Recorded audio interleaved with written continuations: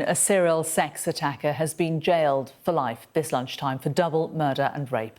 Simon Levy, a known sex offender, had been released back onto the streets of London by police and the courts before striking again.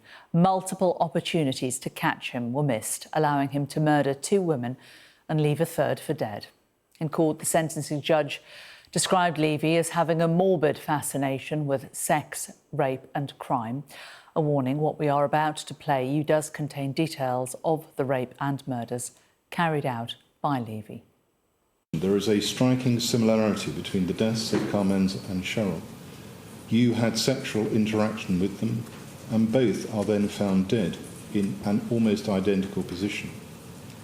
This is deeply troubling when seen alongside the account that ED gave as to the attack on her.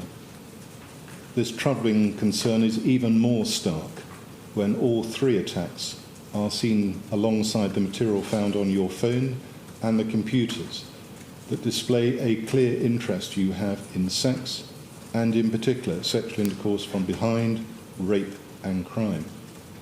You kept files of material which included the following: my sex records, sex positions, my favourite, my sex drive advice, sex and submission. You are someone who appears to have a morbid fascination with sex, rape and crime. You ruthlessly exploited and took advantage of each of those 3 women for your own personal sexual satisfaction.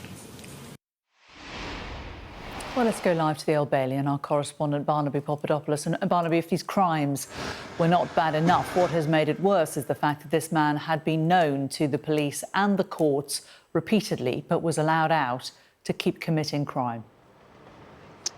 Well, that's absolutely right, Jane. So, of course, a huge moment of justice for Levy's victims, but one where there are still many questions that need to be answered, because, as you said, Levy was somebody who was well known to the police and had multiple previous convictions for sexual offences of this nature. And then not only that, in the course of this offending, he was arrested and bailed at least twice for sexual assaults that the police said that he committed. He was left free to walk the streets, and therefore he was left free to commit the offending for which he has been sentenced today. And as you said, the judge did pass down the most serious sentence he could, a whole life order. Those sentences are very rare. They are reserved for the most serious offending, and it means that Simon Levy will never be eligible for release. He will not be released from prison.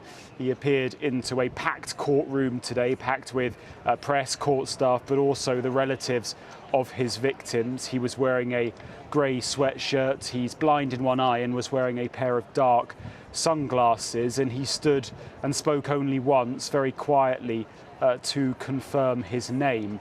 And before the judge passed sentence, we heard victim impact statements from some of the relatives of Levy's victims, from the relatives of the 2 women that he murdered, and a third unidentified woman we're not naming for legal reasons, who was raped by Levy in January 2025. I just want to read you some of what we heard in court. We heard from Sheryl Wilkins' his sister Lindsay. Sheryl Wilkins was 39 when she was murdered by Levy in August 2025.